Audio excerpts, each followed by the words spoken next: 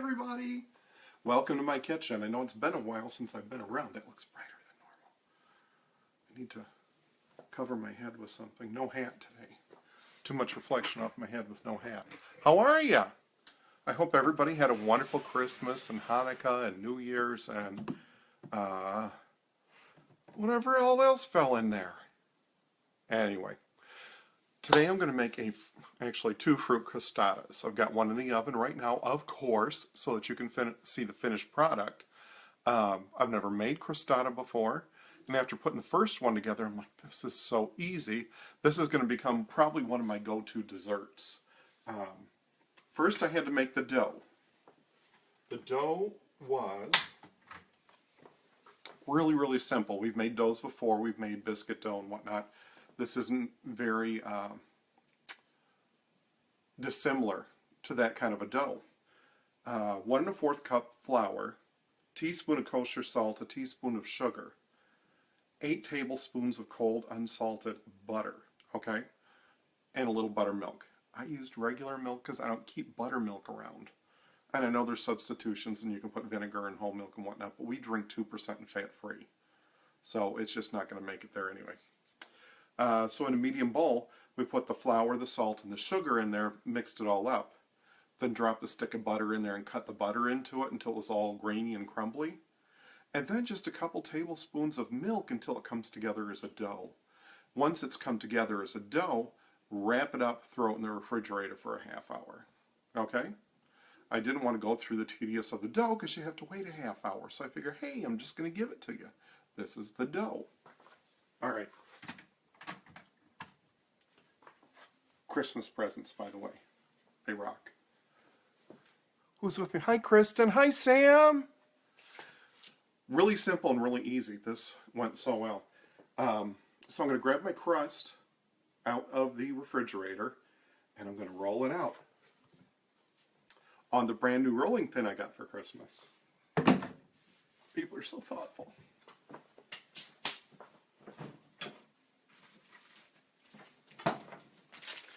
Here's my dough. Look at that. It came out of the bowl and you just put it into your disc form. You don't have to do kneading or anything else with it because you don't want to warm up that butter. So you're just forming it into a dough. Put it in I used a Ziploc bag and sucked all the air out of it instead of saran wrap. Seemed to work. And while you're getting all this together, you want to preheat your oven at 400 degrees. Now, get some flour. You all keep just a jar of flour around, right? So that you can just grab a bit as needed.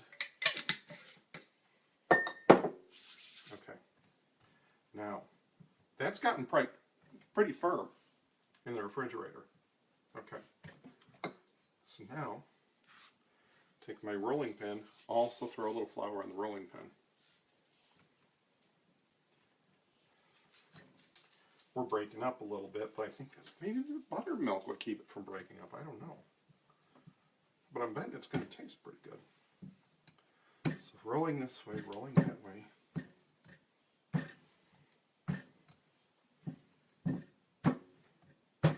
There.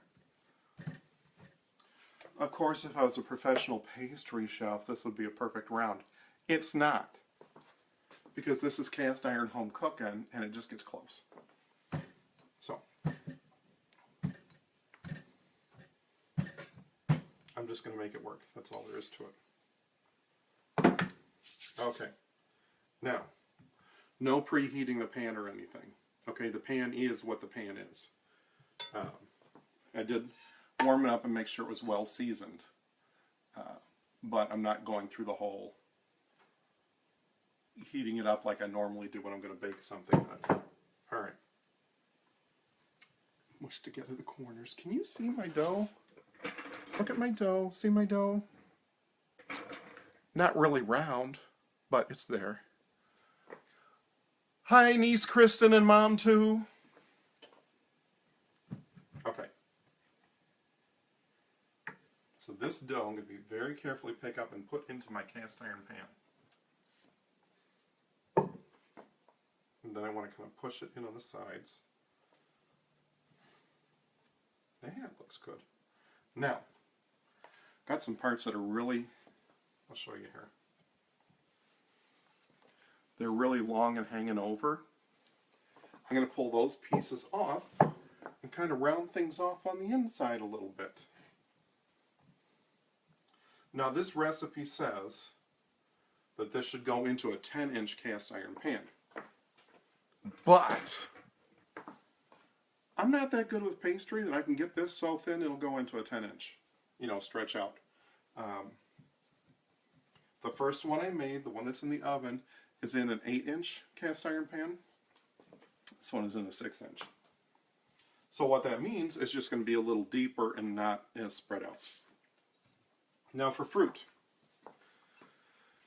I just went to the store and looked for whatever fruit I could find, you know, that seemed decent priced and whatnot.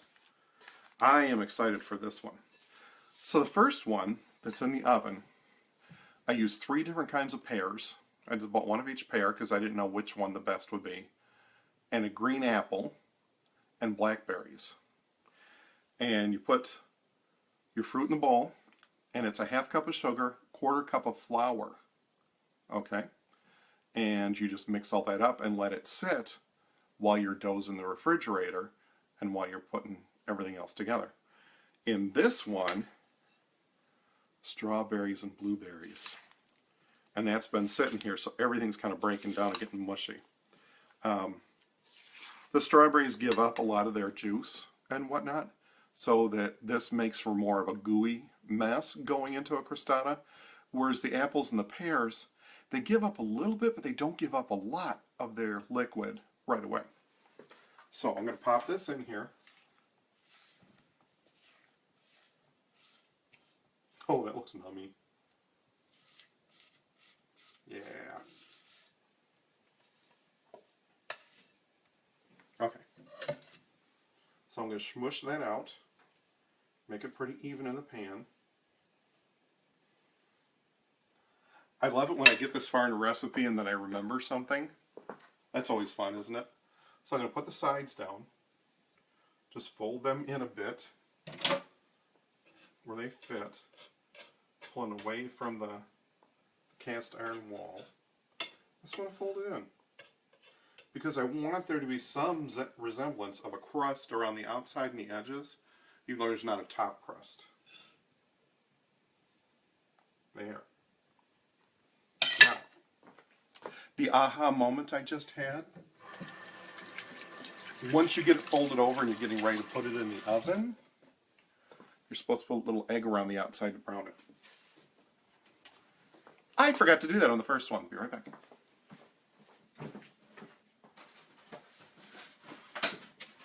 I'm getting an egg. I got my egg. Okay. So, oh, let me show you these. These are cute. Stephanie gave me these for Christmas. She gave me 2 sets of little bottles so I can put all my spices in them. This is cinnamon. And put my spices in them and keep in that so they're handy right in the cabinet for me to use and sprinkle and tinkle all over.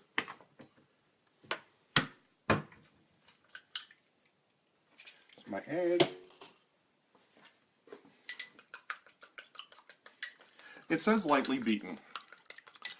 However, what I've run into in the past before when I've used a lightly beaten egg is you get that one really long snotty thing of the egg whites, and then that drags across, and then when that cooks up, it's all kind of white across whatever you're cooking.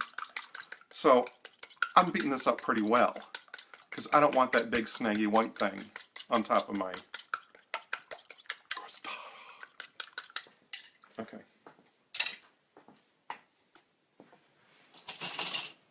And I don't have a brush handy, so I'm just going to smear it along here. And like I say, my first one isn't getting this beautiful egg across. So, oh well, that's the way it is.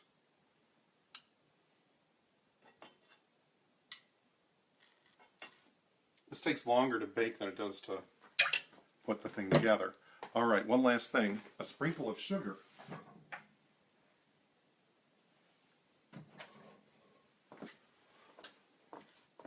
So I'm going to sprinkle a teaspoon or so sugar across the top. Does that look pretty? Does that look like much of anything? See, my crust fell apart on that side, but if I was serving this to you cooked for a dessert, you wouldn't be noticing the crust, would you? You'd be wanting to dig your teeth into that nice fruity juice and stuff. So this is going to go in the oven.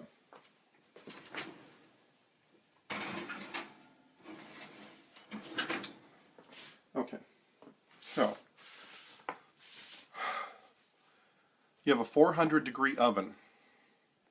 When you put the crustada in the oven, you put it on the low rack at the bottom, turn the heat down to 350. That's going to help set the bottom. It's going to help set the bottom of your crustada. Then after 20 minutes, you put it on the middle shelf and you bake it for another 20 minutes. That's what's going to make the fruit all gooey and bubbly and the top browned and whatnot. But you want to get it on the bottom first for 20 minutes to get it set. So, hi Mom!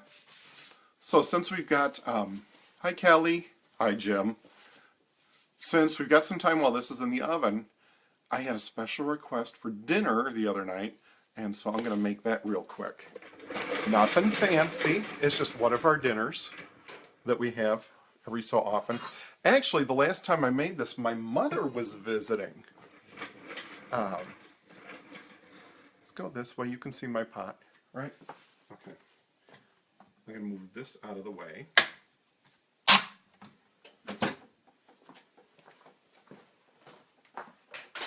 And bench scraper again saves the day. So I can clean off my cutting board real quick.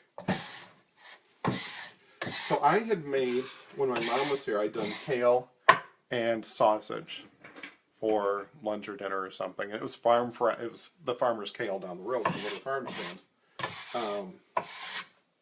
We all loved it. We all thought it was really good. Well, a couple weeks ago, oh, I posted that one too. Stephanie and I made a kale dish. And Stephanie and I really liked it. Other people didn't like the cream cheese in it because some people just don't like cream cheese. Great to move it in. Yay! Okay. So, what I'm making, I don't make my own sausage. So I grab these kind of little sausages. Okay, that's not good. That's going to bore me, so I'm sure it'll bore you. So I'm just going to cut in here instead of trying to make it all work fancy and such.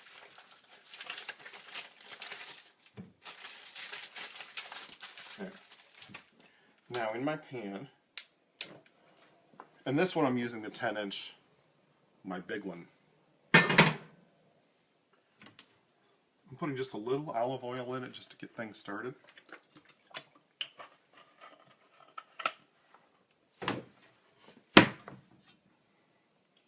I'm going to cut my sausage on the bias. Do you know what that means on the bias? Not straight on, so you've got all these little cut circles. But if you turn your knife just a little bit and cut them on down, then they're angled and they're just more interesting.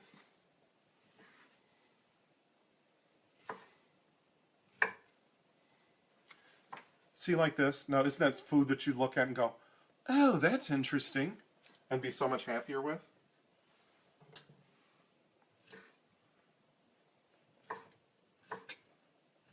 So,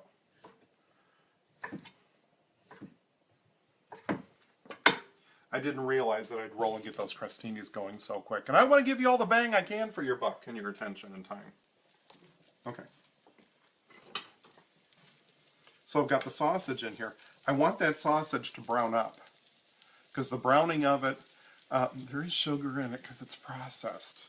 You'd be surprised everything is sugar. But the sugars that are in the meat and in the processing of the meat and whatnot will brown up and crisp up, and that gives you a lot more flavor. So like I say, this is going to be a simple one.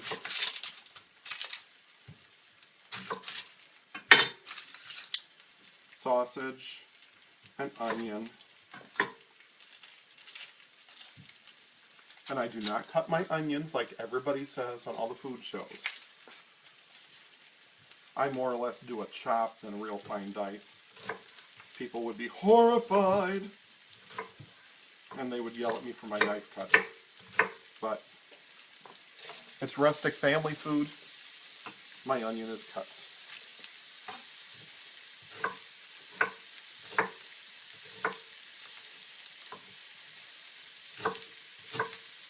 There.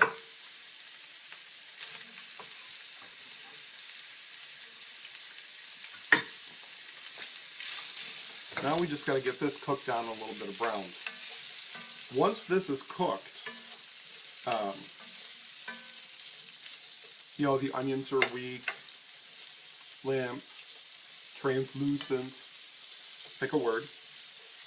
Once the onions are cooked down, then we're going to add some chicken stock to it, and I'll start adding my kale to it, a couple handfuls at a time, and that'll wilt down.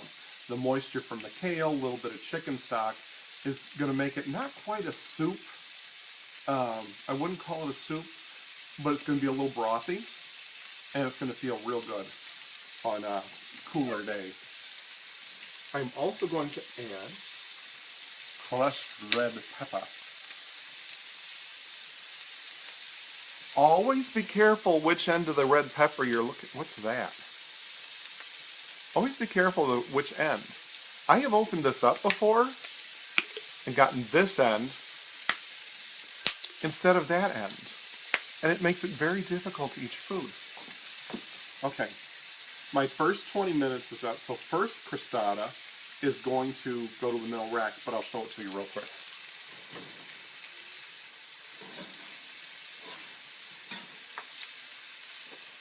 Okay, not much to look at yet. This is the apples and pears and blackberries.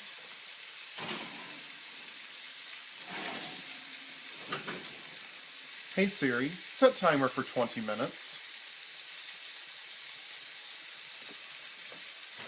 So the first 20 minutes is up for the first crustada. They're about 10 minutes apart from each other.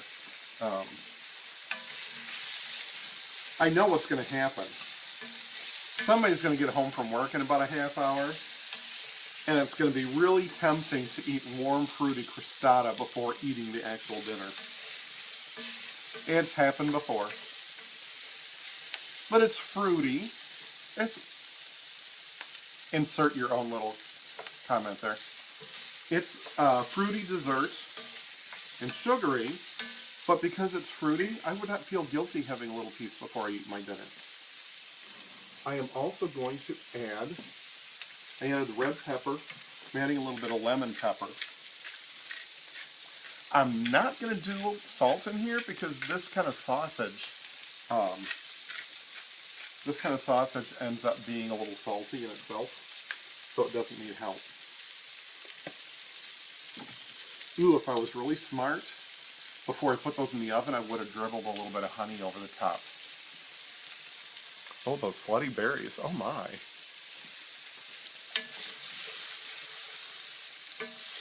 Okay. And like I said, this is one of those really quick throw-together dinners, which we do quite often, because we'll both get home and with the kids about the same time during the week, so we end up just kind of throwing something together. It's usually pretty good. Usually. There's those times where things are just kind of a clean mess. Okay. Onions are cooking. The sausage is getting browned. Nice. Let me see if I can pull one out and show you. Can you see it starting to get that brown on it? Okay, that's what we're looking for.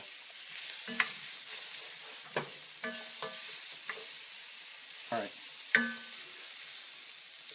Now I'm going to go find some chicken stock.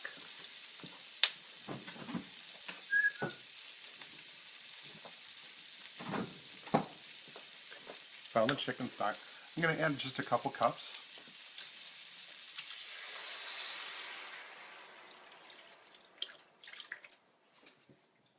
And I'll keep more on hand if I feel like I need to add it.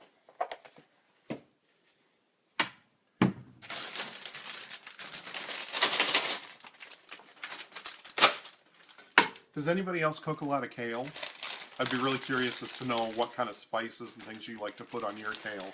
Because I'm just, maybe the third or fourth time I've cooked kale. Now I'm going to throw kale all over the floor. The dogs heard me say kale all over the floor, and now they are at my feet eating the kale that I dropped. So,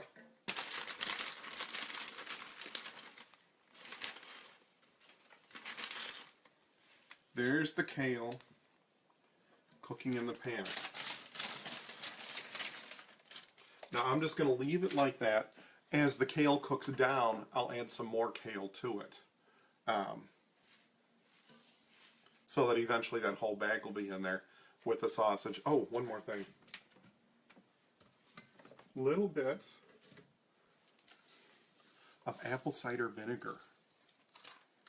This just, the little bit of acid from this gives it just a little bit of bite. Not bite like, oh my gosh, it tastes like vinegar.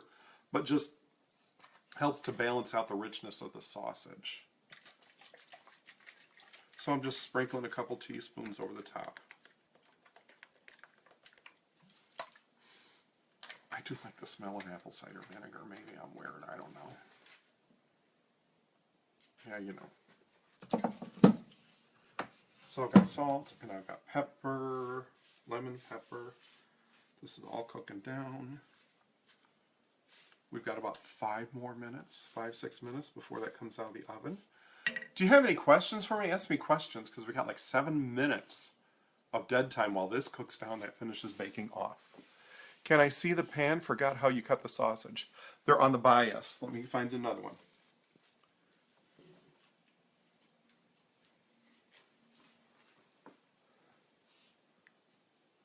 See how they're cut kind of like at an angle like that? So instead of cutting them straight on, you're cutting them at an angle on down. Okay? I'm so glad you're happy. Any other questions? I'm looking, I see no questions yet. I don't want to have dead air because they'll condemn me for it. Okay. So I will little by little stir this in. This is cooking down nicely. It's getting there. It's still warming up the broth again, but it's starting to come in. And like I say, I'll just finish that off like that. Let's see what it tastes like on the bottom. Taste your food. Now it's really hard to kind of taste that fruit stuff that's in the oven right now. That's good. Because the chicken stock and the vinegar right now, and a little bit of pepper, is all coming together. I may go ahead and sprinkle just a little bit of salt on that. Again, this is why you taste things. I wasn't going to put salt in because of the salty sausage, but it needs it.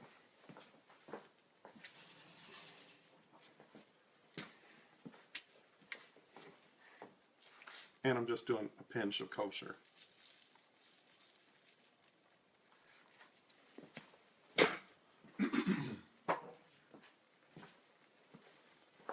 Baby girl, are you out there?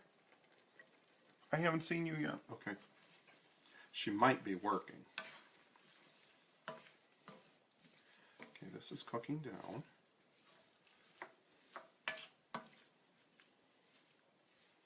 And I don't want the kale falling apart soupy, you know, and just no oomph to it, no nothing to it at all.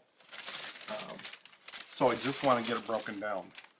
Mister should be home in about 20 minutes for dinner.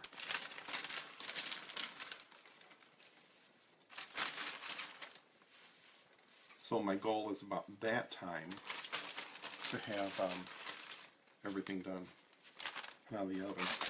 Okay, it's going to be 3 batches on this kale, I can see. Alright, I have to move my second crustada, the one that we put together, up to the second shelf now. And then that's going to finish its 20 minutes of bubbling and gurgling.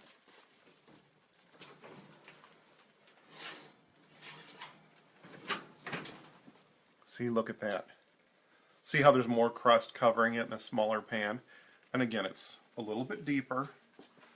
And the fruit is starting to bubble away. Alright. And again, we started the oven at 400. Put everything on the lower rack at 350 for 20 minutes. Then to the middle rack for about another 20 minutes or so. Todd, you missed. I'm making fruit crustada. So what I have in the oven, I have one crustada with 3 kinds of pears in it, because I never remember what pear is good for cooking. So it's got 3 different pears in it, and Granny Smith apple, and blackberries. The blackberries are really good. The other one is a strawberry and blueberry mixture. I think I might have put some blueberry. No, I didn't put blueberries in the first one. So they're both a couple of fruits. The chicken stock now is really bubbling and boiling now, so it's going to steam all this kale down into it. The thing is too, when you eat it, you want to make sure you're getting sausage with the kale, although the kale is flavored nicely as well. Looking to make sure there's broth covering the bottom, and there is. Like I say, I don't want it real soupy, but I want to make sure there's enough broth on the bottom so it steams it, so we're not frying anything. We don't want to fry the kale. Some people would fry their kale, and I can't argue with them for that because that's who they are. I just refuse to judge them for it. Okay. The last batch of kale.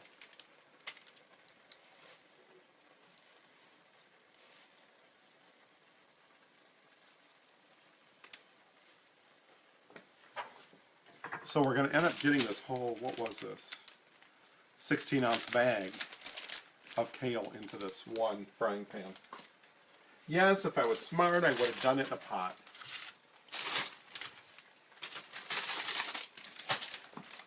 But the pan was on the stove. Okay, let's see here. I want to make sure you can see. See, it just looks like a pot of green right now. But I can hear it just boiling away. Don't judge my dirty stove. I got a lot of other things done around the house today. Don't judge the dirty stove. I had to put the Christmas tree away.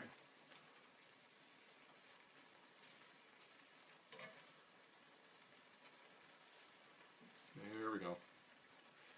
A couple more minutes and that'll stir up real nice. But we're still cooking. Cooking the kale. And then I have to sweep up the kale. Oh, I'm off frame. Sorry about that. Hi, Christine! So, 2 more minutes. And then the first one should be ready and out of the oven. If not, I'll show it to you and I'll put it back in there until it's all bubbly and take pictures afterwards. Okay? Did anybody have fun over Christmas and the New Year's? Did you get any wonderful cast iron cookware like you were really hoping for? I did get an enameled cast iron pot. Very excited over that. And the first time I threw it in the dishwasher, I thought somebody was going to have a heart attack. But the enameled stuff, you can put it in the dishwasher. Todd, I got nothing but love. No judge.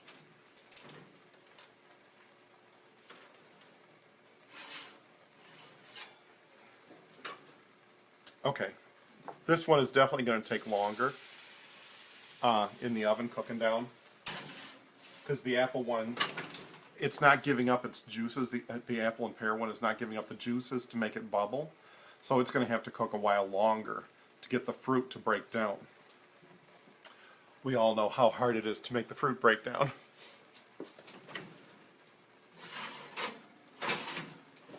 The berry one, the juices are starting to come up and boil. So like I said, I'm going to let you go here, and I will post pictures of all 3 of these when they're all done. Thanks for joining me. I hope to be back next week. I'm not sure what I'm cooking yet. If you got any suggestions throughout the week, something you'd like to see, then I'll see what I can do about it. All right? Thank you. Hugs. Have a great day. And do some cooking. Do some cooking. This kale stuff is great for tonight because it's almost down to 32. They said we might get snow, but all I've seen is rain. So this is a good, heartwarming thing. All right? Thanks, everybody. Bye.